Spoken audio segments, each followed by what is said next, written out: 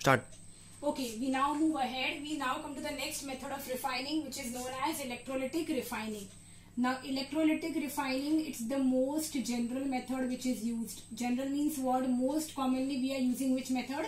Electrolytic refining.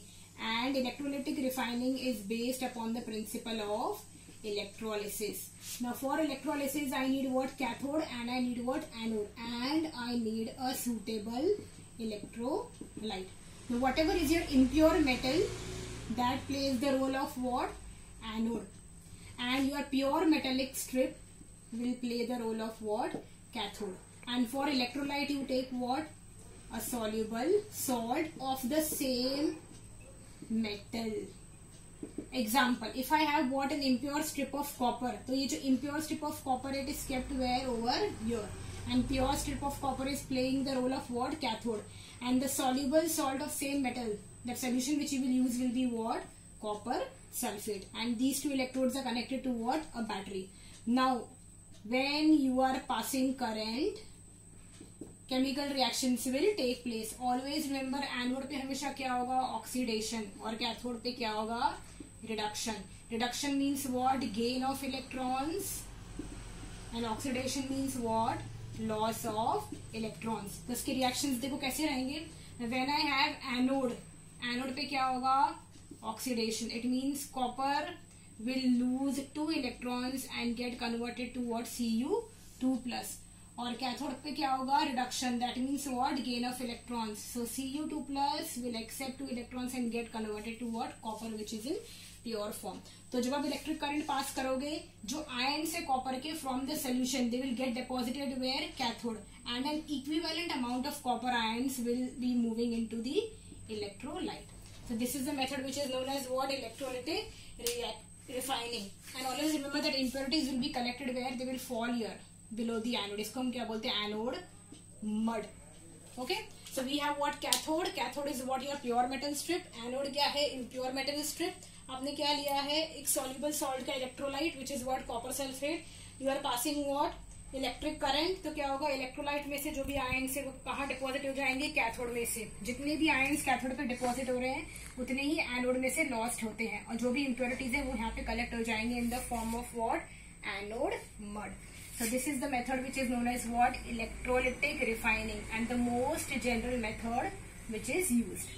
We now move ahead to fourth method. Fourth method कौन सा है? Zone refining. Zone refining में सबसे इंपॉर्टेंट बात यह है कि जब आपको मेटल्स चाहिए एकदम हाईएस्ट प्योरिटी के, metals which are required in highest purity, they are subjected to which method? Zone refining method. This method is also very easy. ये क्या है? देखो आपका स्ट्रिप है मेटल का, इम्प्योर मेटल का. This is what? Your impure metallic strip. आप एक इंडक्शन फर्नेस रखोगे which is providing what? Heat. अब इस मेथड का प्रिंसिपल क्या है कि जो भी आपके इम्प्योरिटीज है they will prefer to go in what? Molten state. या हम ऐसे भी बोल सकते हैं impurities are soluble in the molten state. और जो भी आपका प्योर मेटल है वो प्योर मेटल जो है क्या हो जाएगा? क्रिस्टलाइज हो जाएगा. I repeat, impurities they will move where along with the molten state. और जो भी प्योर मेटल है, प्योर मेटल का क्या हो जाएगा? क्रिस्टलाइजेशन. तो हमारे पास क्या है? ये एक पूरी स्ट्रिप है. जो स्टार्टिंग में वो जो स्ट्रिप थी वो कैसी थी? पूरी इम्प्योर. अब आपने क्या किया? इसको एक एंड से हीट करना स्टार्ट किया. धीरे धीरे आप अपना हीटिंग या इंडक्शन फर्नेस जो है वो मूव करोगे. जैसे जैसे आप अपना इंडक्शन फर्नेस मूव करते चलोगे, जो भी इम्प्योरिटीज है वो कहाँ चली जाएंगी? आगे. क्योंकि हीट कहाँ पे प्रोवाइड हम करते जा रहे हैं? आगे. और जो भी प्योर मेटल है वो क्या हो जाएगा? क्रिस्टलाइज हो जाएगा. So I repeat once again, zone refining is a method which is used when you need what? Metals in highest form of purity. Example आप क्या क्या ले सकते हो? Example आप ले सकते हो जर्मेनियम, सिलिकॉन. Now इसका प्रिंसिपल क्या है? Impurities are soluble where? In the melt. And metal जो है वो क्या हो जाएगा? क्रिस्टलाइज हो जाएगा. तो आप क्या करोगे? जो एक जोन है मेटल का एक जोन या एक पार्ट है, उस पार्ट को आप क्या करोगे? हीट करोगे. जैसे जैसे आप हीट करते चलोगे इम्प्योरिटीज कहाँ चलती जाएंगी? आगे. और आपके पास क्या बाकी रह जाएगा? Pure metal. और प्योर मेटल को क्या हो जाएगा? क्रिस्टलाइज फॉर्म में आपको मिल जाएगा. Now next method we have is what? Vapour phase method. Next we have is what? Vapour phase method. अब देखो vapour phase method is very easy. इसमें आपके पास क्या है, इम्प्योर मेटल है लाइक निकल. निकल is treated with what, carbon monoxide. तो आपको क्या मिल जाएगा, एक complex. This complex is what, volatile in nature. ये दिख रहा है आपको NiCO4. This complex is volatile in nature. जब आप इस वोलेटाइल कॉम्प्लेक्स को और हीट करोगे, से एट 450 to 470 केल्विन, तो आपको क्या मिल जाएगा, निकल मिल जाएगा in pure form. So once again I repeat, vapour phase method. Vapour phase method में क्या है, nickel is refined by this method. और इस मेथड को हम क्या बोलते हैं, इस मेथड को हम बोल सकते हैं मॉन्ड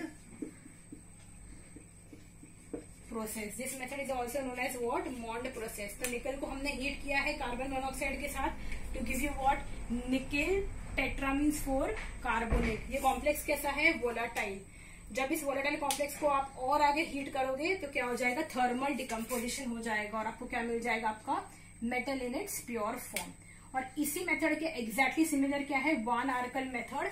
and this method is used for metals like zirconium and titanium. अब इसमें भी क्या होगा, देखो अगर आपके पास एक मेटल है लाइक व्हाट, जिरकोनियम. जिरकोनियम को आप किसके साथ हीट कर सकते हो, आयोडीन के वेपर्स के साथ, 2I2. तो आपको क्या मिलेगा, ZrI4. इसको आप क्या करोगे, फिर से और आगे हीट करोगे या क्या कैरी आउट करोगे, थर्मल डिकम्पोजिशन. तो जब ये थर्मल डिकम्पोजिशन हो जाएगा तब आपको क्या मिल जाएगा, जिरकोनियम. और ये जिरकोनियम कैसा है, प्योर. सिर्फ आपको याद रखना है कि ये जो बीच के कंपाउंड्स है ये क्या है, वोलाटाइल. ये भी क्या है, वोलाटाइल. जब आप उसको एक हायर टेम्परेचर पे और आगे हीट करोगे तो आपको क्या मिल जाएगा, आपका desired metal in its pure form. ये भी क्या है, आपका desired metal in its pure form. तो रिफाइनिंग के हमने कितने मेथड्स देखे हैं, रिफाइनिंग के हमने कौन से मेथड देखे हैं, डिस्टिलेशन. सीवी वाइज रिफाइनिंग के कितने मेथड्स है, distillation, we have liquation, electrolytic refining, zone refining, vapour phase refining and van Arkel method.